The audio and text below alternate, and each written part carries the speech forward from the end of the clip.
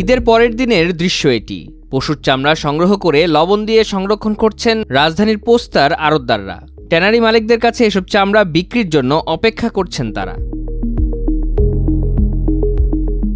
দ্বিতীয় দিনেও অল্প পরিসরে চামড়া আসছে, যার লক্ষ্যমাত্রা অনুযায়ী দাম পাচ্ছে না বলে অভিযোগ বিক্রেতাদের।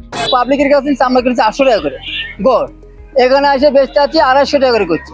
গতবার কিথেনও দাম কম হচ্ছে, কারণ যে একটা চামড়া 400-500 করে দাম বলছে, আর কিনে আনিছি গড় 700 টাকা করে। 1000-1200 করে চামড়া কিনেছি, কিনে টেনে এই চামড়া এখন লওয়ার লোক নাই, দামও বলতেছে না। সরকারি রেটটা এটা অতিরিক্ত রেট হয়ে গেছে, যে রেটে আমরা সারা বছরে কোনো চামড়া বেচাকেনা করতে পারিনি। এটা একটা হটকরিতা। এবার চামড়া সংগ্রহের লক্ষ্যমাত্রা পূরণ হওয়ার সম্ভাবনা কম বলে জানিয়েছেন কাঁচা চামড়া ব্যবসায়ীদের সংগঠন Bangladesh hide and skin merchants association. ইতিমধ্যে আমাদের যে টার্গেট ছিল 80-90 হাজার, 70 হাজারের মতো আমাদের কালেকশন হয়ে গিয়েছে। আমাদের মাঠ জরিপে আমাদের অফিস সেক্রেটারি, আমাদের অফিসের লোকজন একটু ইনভেস্টিগেশন করেছেন, তারা যে রিপোর্টটা দিল 70 হাজারের মতো হয়েছে। আজকে যে কালেকশনটা হবে 2-4 হাজার চামড়া আরও একটু সমাগম হবে, 75 থেকে 80 পর্যন্ত টার্গেট ফুলফিল না হলেও কাছাকাছি থাকতে পারবো। 90 হাজার গতবার ছিল, এই বছরে এরকম ছিল। কমে কেনার কারণ হলো, ধরেন আমার কাছে গতবার 10 হাজার চামড়া কেনার ক্যাপাসিটি ছিল, এইবার 5 হাজার। 2025-এর সিনারি প্রেক্ষাপট 2024-23-22-এর সিনারি প্রেক্ষাপটে এক নয়, বিকজ দেশের রাজনৈতিক প্রেক্ষাপটের কারণে অনেক কিছুর পট পরিবর্তন হয়েছে এবং অনেক প্রভাবশালী লোক দেশে নাই বিভিন্ন কারণে। তারা অন্যত্র চলে গিয়েছে বা অনেক লোক থাকলেও তারা গা ঢাকা দিয়ে আছে বিভিন্ন কারণে, কিন্তু ক্যাশ ফ্লোগুলো তাদের থেকে বের হয়নি।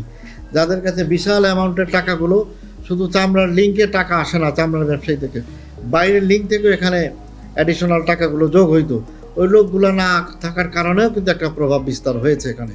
ইভেন তারল্য সংকট, যারা এমত অবস্থায় ইন্টেরিয়াম গভর্নমেন্টের পিরিয়ডে যারা ব্যবসা পরিচালনা করতেছে, তারাও সঠিকভাবে স্টেবল গভর্নমেন্ট পাচ্ছে না, বিদায় অনেক জায়গায় ফাইন্যান্স ইনভেস্ট করার মতো তাদের মন মানসিকতা নাই।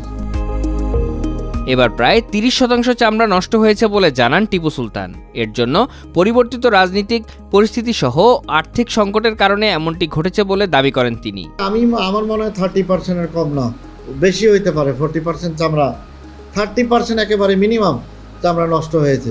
গরমের কারণে বলেন, বৃষ্টির কারণে বলেন, টাকার ক্রাইসিসের কারণে বলেন, সমন্বয়হীনতার কারণে বলেন, যে কোনো সমস্ত কারণ মিলিয়ে এটা হয়েছে। চামড়া তো চতুর্দিকে ফেলে দেওয়া হচ্ছে, চামড়া কালেকশন তাকে যথেষ্ট সময় অনুযায়ী সময় উপযোগী ব্যবস্থাপনায় তারা নিতে পারেনি। ইভেন তারা আপনি এটা প্রিজার্ভ করার যে 10 ঘন্টার ভিতরে কথা, তা সেটাও করতে পারেনি।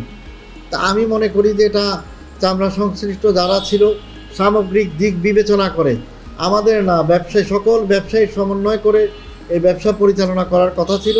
রেট স্টেবল করে, রেটকে কনফার্ম করে দেশে পাবলিশ করার কথা ছিল, সেটা না করে ট্যারিফ কমিশন এবং উপদেষ্টা মণ্ডলী মহোদয়ের এখান থেকে রেটটা বেঁধে দেওয়ার পরেই এই সমস্ত ঘটনা ঘটেছে। যাই হোক, এটা অনাকাঙ্ক্ষিত, ভুলবশত হয়তো বা আমরা না বোঝার কারণে হয়ে থাকতে পারে। আগামীতে আমরা আশা করতেছি এই গভর্নমেন্টের কাছে যে তারা যেমন সুন্দরভাবে পরিচালনার ক্ষেত্রে যথাযথ আমাদেরকে গাইডলাইন দেয় এবং চামড়া সংশ্লিষ্ট যারা তাদের একটা উপদেশে যে যা দেওয়ার তাদের পক্ষ থেকে যেমন দেওয়া হয়, তাহলে চামড়ার ব্যবসাটা সুন্দরভাবে পরিচালনা করা যাবে। সম্প্রতি কাঁচা চামড়া এবং ওয়েট ব্লু চামড়া রপ্তানির অনুমতি দিয়েছে সরকার। এই সিদ্ধান্ত ভুল হয়েছে বলে মনে করেন এই ব্যবসায়ী। ব্লু চামড়া কিন্তু 1990 সনে বন্ধ হয়ে গেছে ব্লু এক্সপোর্ট করা।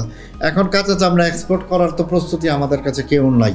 কাঁচা চামড়া এক্সপোর্ট করতে হলে যথেষ্ট ফ্রিজিং করতে হবে, মেশিনারিজ, ইকুইপমেন্ট, এটাকে ঠান্ডা রাখার যা প্রক্রিয়া আছে, এই প্রক্রিয়া সম্পূর্ণ করে দেন এক্সপোর্ট করতে হবে। 100, 150, 200 আমাদের আড়তদার ভাইরা যারা আছে, তারা মোটেও এটার উপরে স্টাডি কখনো করেনি এবং অ্যানালাইসিস করেনি, বিকজ এই চামড়া এক্সপোর্ট করা অনেক জটিলতম প্রক্রিয়া বলে আমি মনে করি, এবং কেউ এটার উপরে এক্সপার্ট না। গভর্নমেন্ট হুট করে বলে দিল আর কাঁচা চামড়া এক্সপোর্ট করে দিবে, it is easy to say but difficult to do. চামড়া শিল্প যাতে ঘুরে দাঁড়াতে পারে, সেজন্য সরকারকে সুদূর প্রসারী পরিকল্পনা গ্রহণ করার আহ্বান জানান টিপু সুলতান।